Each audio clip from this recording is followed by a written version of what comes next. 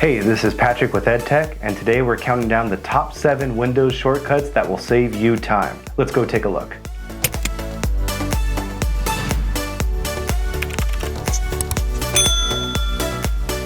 Many people know that you can copy and paste using Control plus the letter C and then Control plus V to paste, but not as many people know that you can actually copy multiple things and then paste them using Windows key plus V. Now, before you can use this feature, you do need to turn on your clipboard on your Windows machine. And so if you use Windows key plus V, on the bottom right here, it says can't show history. Then if you hit turn on, it says your clipboard is empty, meaning it's now enabled to use this feature. Where this comes in handy is if you have some information that you need to copy multiple things from into somewhere else, you can highlight over one of these items and hit Control C to copy. Maybe I also need to copy this, Control C, and then one more thing, Control C. Now, all those things I just copied went into my clipboard. Now, I can't see my clipboard, it just kind of lives in the background, but if I need to paste all those things somewhere, maybe into this example sheet here, I do Windows key plus V. And there is my clipboard. These are all the things I recently copied, and I can select very quickly what I want to paste, and it saves a lot of time when you're switching between windows. On a related note to that, you can copy text using Control C. Say I've copied this text. Notice the title here is a different font. If I'm pasting some text into a different document and I want to keep everything the way it is, you can either use Control V or Windows V, it doesn't matter. I'll use Control V, and everything is preserved the way it was, including font size and style. I'm going to undo that. But if you use Control Shift V, it will paste with just the basic plain text only. It does not preserve the text style or the size.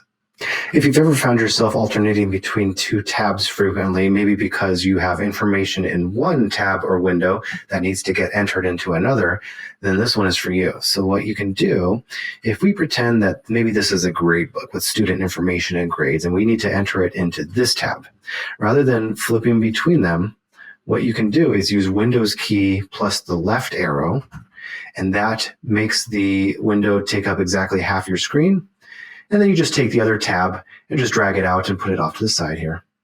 And now you have your screen split right down the middle, and you have information on one side that you can easily copy and paste into the other. There's a few shortcuts to print screen as well, to do a screen grab, one of which, and the easiest way to remember, is just to use the print screen button. And of course, to actually paste that, you can either use Control V, paste it right there. I'm going to delete that real quick. Another way is Windows key plus V. And that's nice because it shows in your clipboard recent things that you've done a screen grab of, as well as any text you've copied. So you can just paste all those things at once.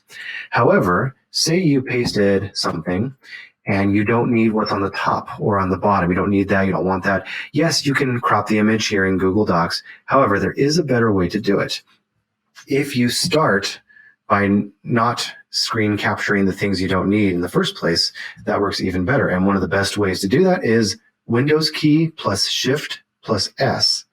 And this is called a screen snip. So when I press Windows key Shift S, it brings up this menu here. And my mouse has now become a pointer or a plus sign. And all I need to do is just drag over the things that I do want. Maybe I just want this information here, and release. And from there, it went straight to my clipboard. That's what it's telling me in the bottom here. It's in my clipboard now. That's where it lives. And so I can head over to whatever I'm pasting it into. I can do Windows V to make sure that I'm choosing this one and not one of those ones. And there it is. And that's just a lot faster. Now, for my MacBook friends out there, on a MacBook, when you do a screen grab, that image can sometimes go to a specific folder as an image file. You can also do that on a Windows machine as well. So if you do Windows key plus print screen, in that case, the screen grab will go directly into an image folder on your hard drive. So let's try that. Windows key plus the print screen button. That did the whole screen just now, and I will find that in my Explorer, under Pictures, under Screenshots. There it is. So there's 3 ways to use print screen and screen grab on your Windows machine. If you've ever closed a tab only to realize that you closed it early and you were still needing information from that tab, don't worry, you're in luck. So if this is the tab that I closed a little too early, all I would do is use Control-Shift-T to bring that tab right back. If you ever need to step away from your computer and you just want to close all your windows and tabs, just use Windows key plus D. And it's also a quick way to see your desktop. And if you want to bring everything right back, Windows key plus D. Now, alternatively, if you have some sensitive information on your screen, maybe some student grades or something like that, you can use Windows key plus L, and that will lock your computer, so it requires a password. That's nice when you're stepping away from your desk for a minute. Use Control-E to quickly bring up the Windows Explorer. This is particularly nice if you're moving files around on your computer, because you can do Control-E and do it again to open up two windows. And if you take one window and drag it to the left, you notice that we have an outline that is half the screen. Once you release your mouse, there it is. And just take the other window, drag to the right, and now you have two Explorer windows side by side.